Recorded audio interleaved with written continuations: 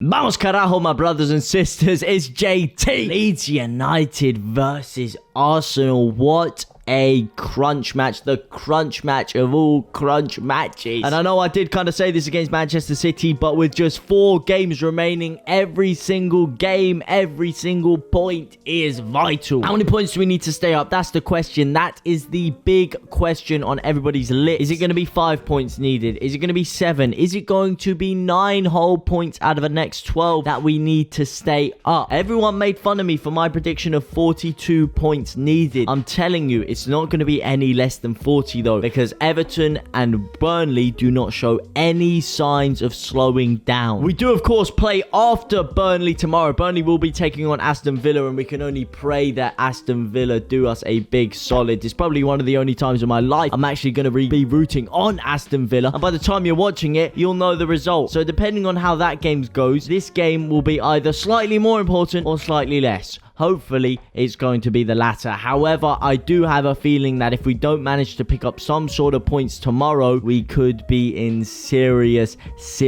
problems. Our season could be wrapped. And I'm not talking peri saucy Nando's wraps. I'm talking that crusty wrap that you pick out of your local corner shop that's all cold, hard, crusty and blue. Yeah, it's not really what you want. Not good at all. Now listen, there are slight rumours that we might be reinvigorated with a potential returning of Patrick Bamford and Philip Cooper. Philip Cooper? Who the hell is that geezer? Liam Cooper back into the squad. Liam Cooper, I think there's slightly more of a possibility of he's back in training and he might be able to feature off the bench. Bamford, I think you're looking at potentially Brentford as the earliest that we might see him, if we see him at all this season.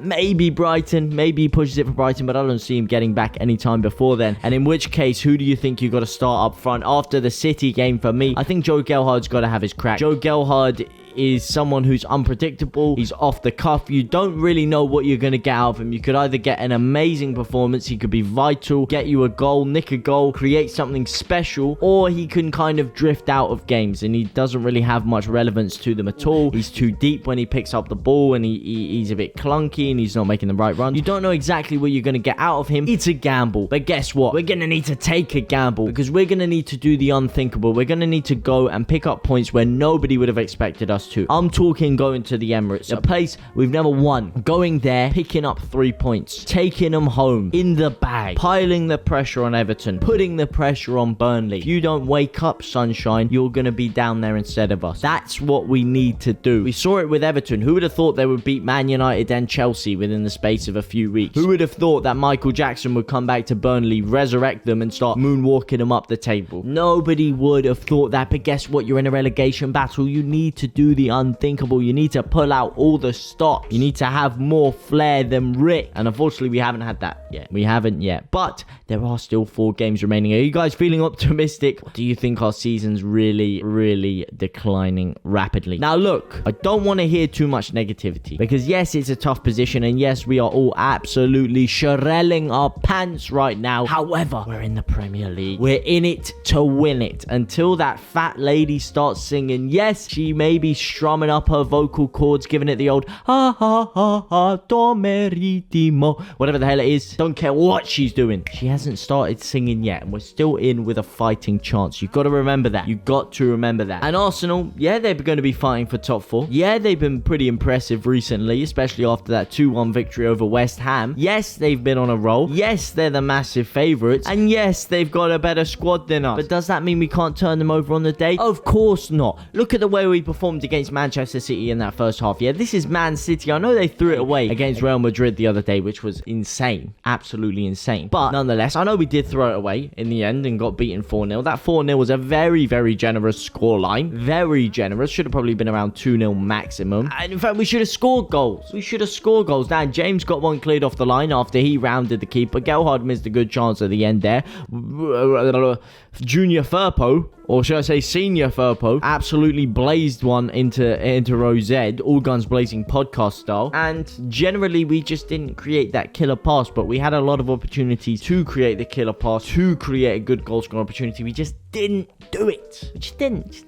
Okay, we didn't. And if we do play like that against Arsenal, and we do actually manage to convert some of the chances we get, we actually manage to create a couple of more chances, we have a moment of magic from Rodrigo or Rafinha, or dare I say it, Senior Firpo, then we can get something. We can. This game is not out of the wraps yet. Having said that, we do have to be very, very cautious. Our run of 2 consecutive clean sheets did come to an end against Manchester City, and against Arsenal, look, they're no mugs either, and Nketiah has been on hot form. He has been really, really growing into it. Where he's going to be next season, I don't know. There's a lot of talk about him potentially even coming over to Leeds. Obviously, that depends massively on whether or not we stay up. He's scary. Saka against Firpo. That's going to be an interesting battle to watch out for. I mean, Firpo's going to have his work cut out of him. That's for sure. Emil Smith-Rowe. Lacazette if he plays. They're a tough task are Arsenal, and they're very hard to break down, which means if we are gonna score against them, we are gonna have to commit a lot of men forward, and that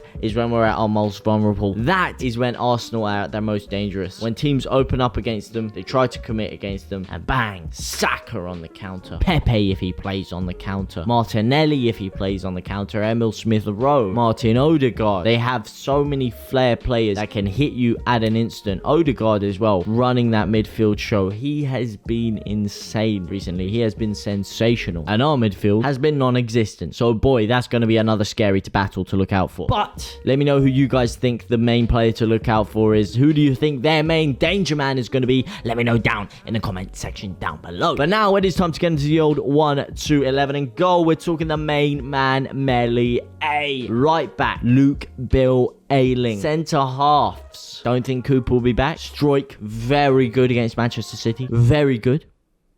And Llorente. Left back, Firpo. CDM's Philip and Klitsch. 3 midfield, Rafinha, Rodrigo, Harrison, and up front, Joffy Gelhardt. Now, having said that, I would not be too adverse to going 3 at the back, putting Phillips either in centre half next to those 2, putting Firpo left wing back, Ayling right wing back. I think that could be very interesting. When we did go 5 at the back against Manchester City, I thought it worked very well, and I'm interested to see how he may line up against an Arsenal starting that way. Maybe also you could put Cresswell in there and then leave Phillips in that midfield pocket. Either way works for me, and I think I could be very excited to see that. However, I do think that he will probably stick with his 4 at the back because he thinks Arsenal are potentially not more gettable, probably even less gettable than City, but less dangerous on the counter-attack. So probably he thinks we can line up more man-to-man with the 4 at the back system. I know he does zonal, but like, you know what I mean. So yeah, I think he will go 4 at the back. I'm interested to see what a 5 at the back would work, and that's what I would do if I was going to go 5 at the back, but I would probably go as I said it. But what about you guys? 3 at the back, 5 at the back, 4 at the back. What are you telling me? Are we putting Rafinha back at right wing back? Yeah? Are we doing it? Are we putting Harrison left wing back? That was an interesting shout. I heard someone say Harrison left wing back, Rafinha right wing back. Could potentially happen. I want to see Firpo play though, because I think Firpo he's going to be the man that saves us.